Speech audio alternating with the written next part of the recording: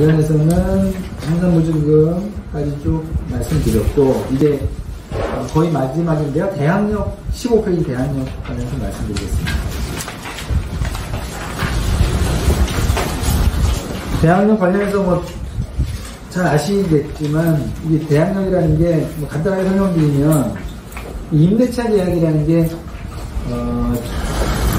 조금 유식한 말로 하면 채권 계약이잖아요.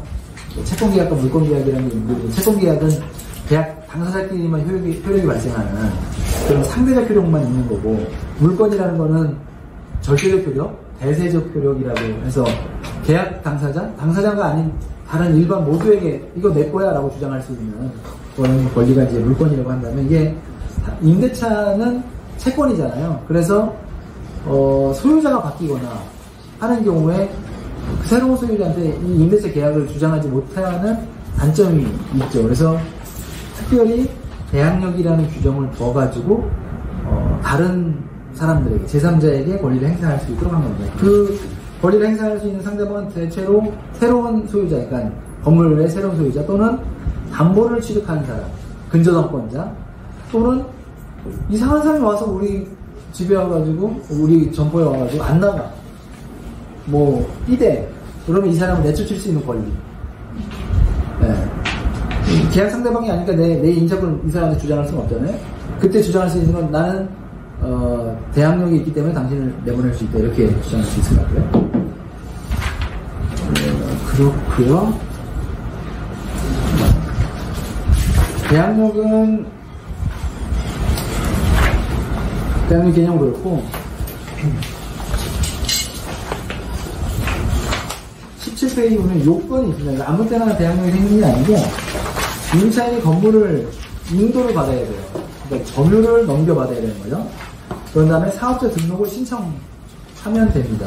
사업자 등록까지 완료될 필요는 없고 신청만 하면 되고요. 그럼 건물 인도가 뭐냐? 점유를 이전받는 건데, 실제로 점유를 이전받거나 아니면 점유 개정, 인도 청구권의 양도, 뭐 이런 어려운 용어들이 있는데, 그런 방식으로 가능하다는 거예요. 근데 현실적으로는 옛날 이제 임차인이 새로운 임차인에게 점유를 넘겨주는 방식으로, 소유자한테 갖다가 매장들이 넘어오지 않고 바로 그냥 넘겨주는 방식으로 보통 넘겨받고 있고요. 사업자 등록 같은 경우에는 여기 조금 아셔야 될 게, 구분 건물 같은 경우에는 구분 건물의 호수를 전부 기재해야 됩니다. 저희도 이게 302호하고 302호가 있는데, 사업자 등록에 왜 지저분하게 호수가 다 있냐면 대항력 때문에 301호, 302호 기재하시는 거고요. 아마 뭐 오피스나 이런 데 임차하실 때도 그 호수를 누락하시면 안 됩니다. 그 누락하면 대항력을 잃기 때문에 그런 거고요. 만약에 이게 구분 건물이 아니고 일반 건물이에요. 그럴 경우에 뭐 층의 일부만 사용할 경우에는 꼭 도면을 첨부하셔야 됩니다. 도면을 첨부하지 않아도 되는 예외적인 경우가 있긴 한데, 그거는 건물의 뭐 구조, 용도상 이 사람이 임차한 곳이 어디인지 명확하게 이 사업자 등록증으로 명확하게 구분될 수 있도록 돼 있으면 모를까, 그렇지 않은 경우에는 꼭 좀 그냥 어설픈 도면이라도 기재하셔서 첨부하시는 게 맞습니다. 그리고 이 대항력은 언제 발생하느냐, 건물을 인도받고 사업자 등록 신청한 것 중에서 둘 중에 늦은 때 발생하는데요. 늦은 날 다음 날에 발생하는 거죠. 그렇기 때문에 사업자 등록은 내가 오늘 신청했는데 한 5시 55분에 건물주가 근저당을 여기다 설정을 먼저 했다. 그러면 순위에 있어서 밀리게 돼 있습니다. 근저당이 앞섭니다. 아니면 뭐 더 나쁜 임대인이면 아예 팔아버려. 양도등기가 아예 오늘 넘어가는 거죠. 그러면 이 사람한테 이길 수가 없어요. 법적으로.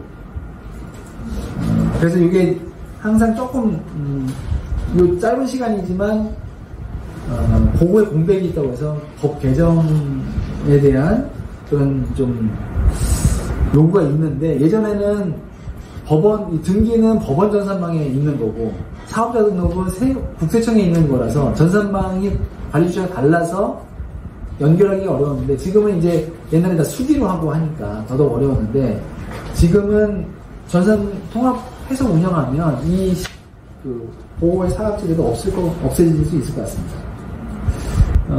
효력은 아까 말씀드린 것처럼 제3자에 대해서 효력이 발생한다는 거. 그 다음에 건물 양수인이 임대인의 지위를 승계하는 효과가 있습니다. 그러면 건물 양수인하고 임대차 계약을 다시 체결해야 되느냐? 그럴 필요가 없어요.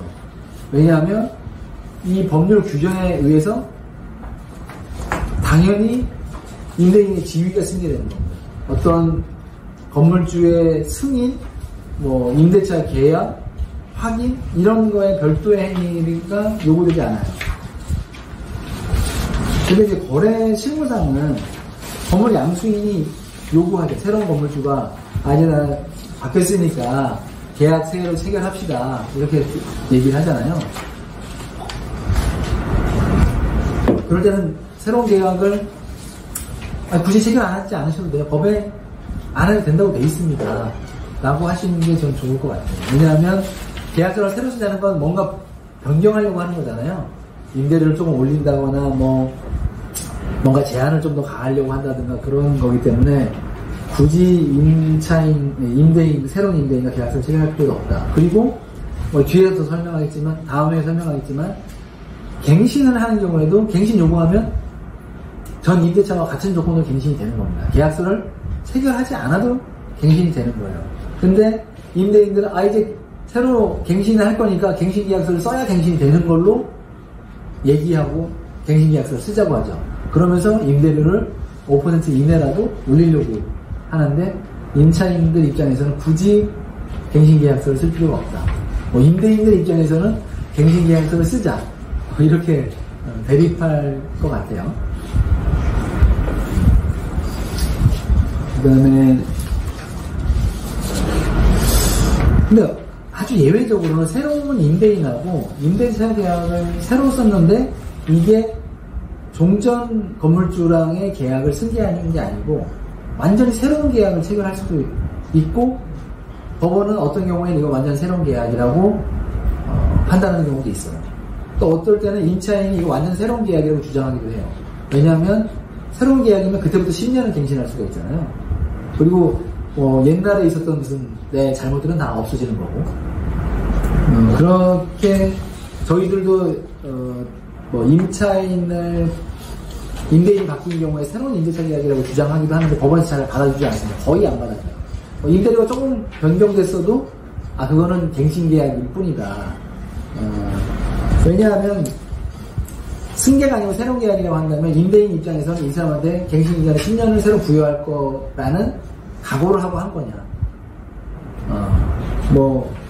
그런 것들을 보기 때문에 계약서를 만약 새로운 임대차를 형성할 거라고 한다면 명시적으로 새로운 임대차고 이때부터 새롭게 시작하고 모든 권리는 이걸 최초 임대차 기간의 시작으로 본다라는 명시적 규정들을 두셔야만 법원에 가서도 인정받으실 수 있습니다.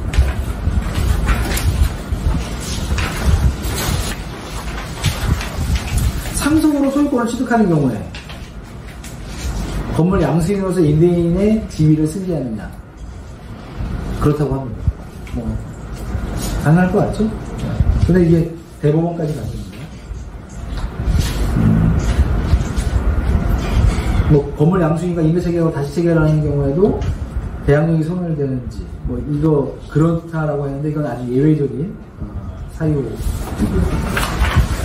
조금 길어졌는데요. 오늘 제가 준비한 내용은 이 정도고 궁금한 점 있으면 질문 주시면 좋겠고 이게 앞부분에 조금 고리타분한 부분이 있어서 조금 지루했던 점 양해 부탁드리겠습니다.